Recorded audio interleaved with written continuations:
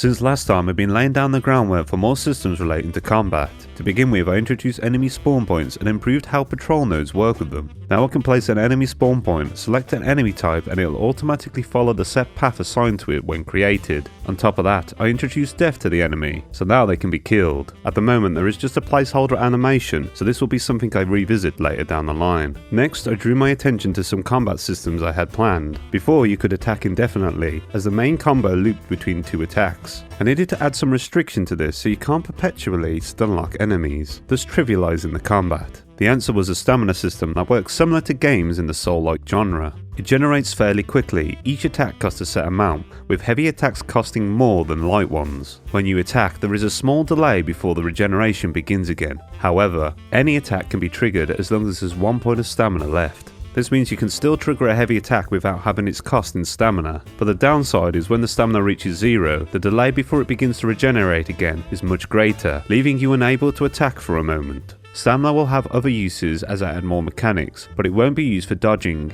Instead, I've opted to split these into two separate resources.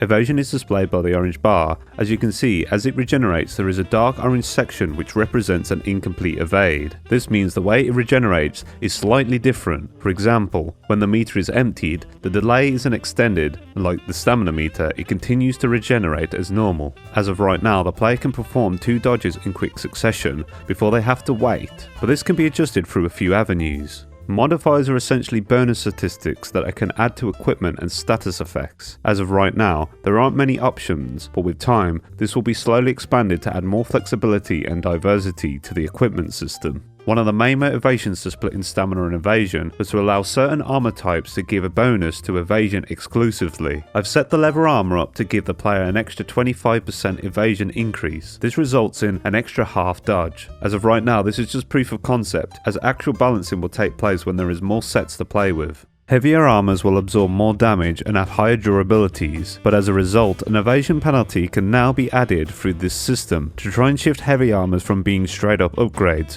to side grades to the light or medium counterpart. I'll introduce more modifiers later on to help differentiate the armor sets, making them cater towards specific playstyles.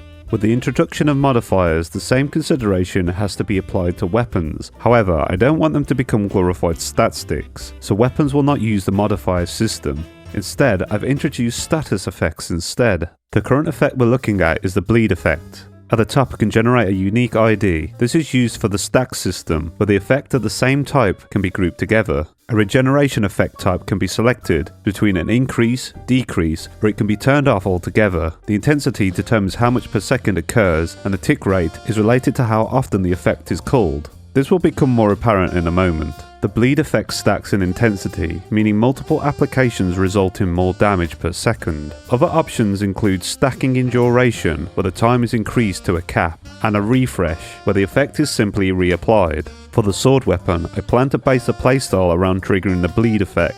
Bleed is only applied if you manage to damage the target's health. When I hit the enemy, you will see I have now introduced floating numbers. The grey text with the shield icon tells us we're damaging the target's armor exclusively at the moment. Obviously it makes no sense for a slime to have armor, so this is just for demonstration purposes. As we destroy their armor, the target begins to take health damage and the bleed effect is applied. This is indicated by the red numbers with the blood drop icon. As we continue to attack, the bleed numbers become more frequent. Once there is more damage than the tick rate can handle, these numbers start to increase. So where the sword does bonus damage to health through bleeding, a weapon like a mace will be the opposite, where its effectiveness is greater against armor. I am considering a weapon swap system, but there are a few other things I have in mind that will serve as a way to make up for the shortcomings of your weapon of choice, but I'll save that for another time. Armor and modifier bonuses can also be applied through status effects. These can be set up to be detrimental or beneficial, so let me share with you a few other examples I've put together for testing purposes. The first one is a simple regeneration effect that heals us every second. Nothing too complicated, but you can see it has again a floating text to represent it. And it has a slower tick rate, making it appear less frequent compared to the bleed. Next we've got protection, which applies an armor buff to our character. This gives us temporary armor and resilience that takes priority over our base armor. The effect ends when the durability is gone or the time runs out. I've also made it so the effect can be seen visually on the AP bar in gold. Last is Tenacity, which works similar to Protection except it doesn't offer any bonus AP.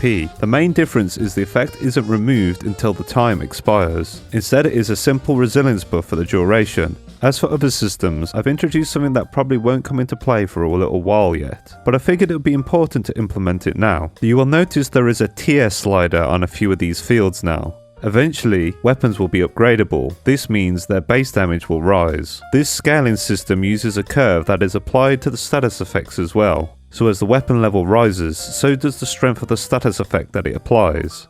As you can see here, this sword is set to tier 5 and does significantly more damage, resulting in the bleed effect being much more potent. And that concludes the progress for March. Next time we're going to be changing the heavy attacks for the sword entirely, as I'm not happy with the way they work at the moment. After that, I'll introduce an offhand weapon, as it will be important for laying the groundwork for the future. For the time being, sword is going to be the primary focus of the game until more important systems are in place. But as always, if you enjoyed the video, be sure to leave a like and a comment, as it aids me in the battle against the algorithm gods. If you want to support me financially, I have a Patreon with 4 awesome patrons so far. Eventually I'll get around to revamping it because, well, it needs it honestly. But my priority lies in making a solid base for this project first. Last devlog, I introduced enemies and AI, so if you're interested in seeing how they work, I highly suggest clicking here. And if you want to do none of that, would you kindly bugger off?